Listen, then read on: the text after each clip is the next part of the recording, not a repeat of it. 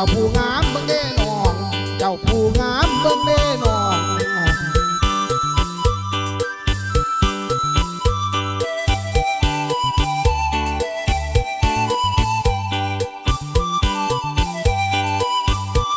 แพงเอ๋ยฝนตกยังงานหูเอื้อนกบกินเดือนยังหูอีเด้อนั่งเด้อบัดปลาสายนั้นหมักน้องบ่มีเอื้อนเจ้าอีเป็นอีดีได้คนงามได้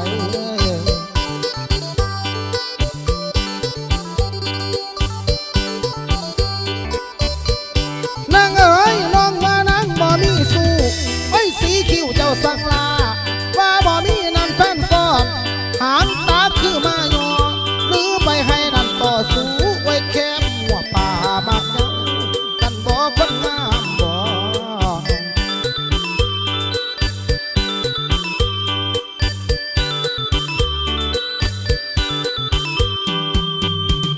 นางเอ๋ยขันบ่มีสองสอดสองแพ้สมาการ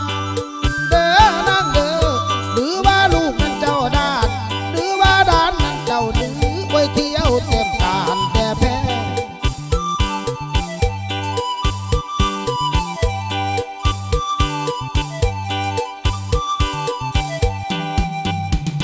คำเอ๋ยกันมาส่วนนั้นตัวหายเกลือหลังหาย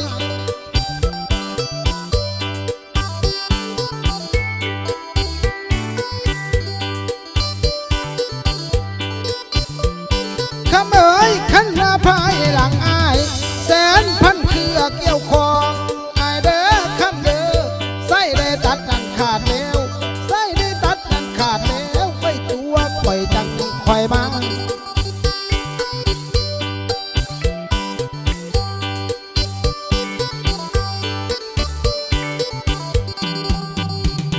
นางเอ๋ยใส่ได้ตัดนั้นศีลเสียงศีลเพียงเพียงอ้อยหอยเด้อนางเด้อเหลือแต่โตไอร่อนจอนสีโหมทอนใส่พานา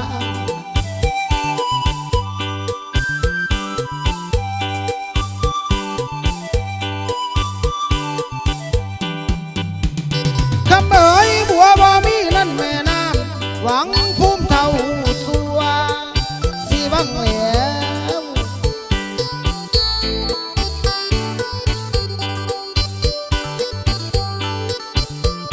เพิ่นว่าดวงพระจันทร์บ่มีผางขางไว้แพงหลอกเหลี่ยมเสมียน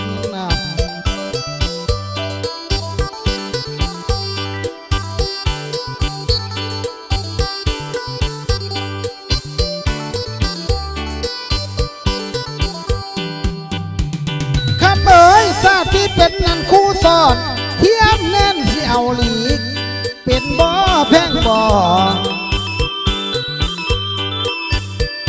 บอกว่าขันละหูบอนขาขาดหางบอนขานั้นขาดหางไว้ห้ามแก้วหน่วยพระจันทร์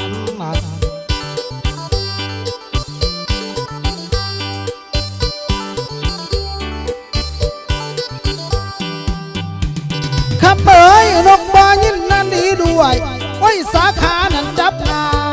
เป็นบ่แพงบ่บอกว่าสัตว์บ่มีนั่นดอกไม้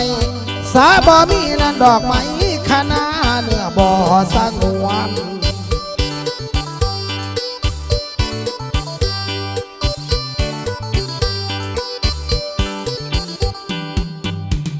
วันเอ๋ยเห็นไส้ดำนั่นขี้หลีอย่าเฝ้าขี้นั่นเนื้อกายเห็นไส้ดำนั่นค่อยรออย่าตีปลายเหือเว้น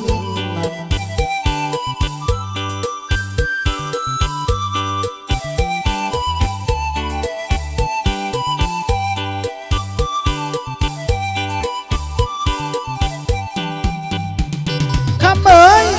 พี่นั่นหมอลำพ่อยักษ์ไตนั่นเป็นเสือดำมาเกลือให้น้องห่มเบิ่งเด้แพงเด้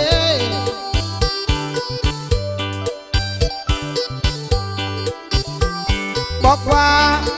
อายเป็นคนมาบ่ได้นั่นความเมื่อสิเป็นเสือเจ้าอาห่วงขี้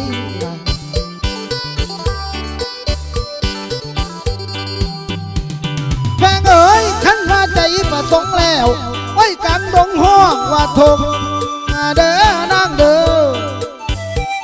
ไอ้ว่าขันพระใจนั้นขี้ขาดไว้กลางบ้านกาวานา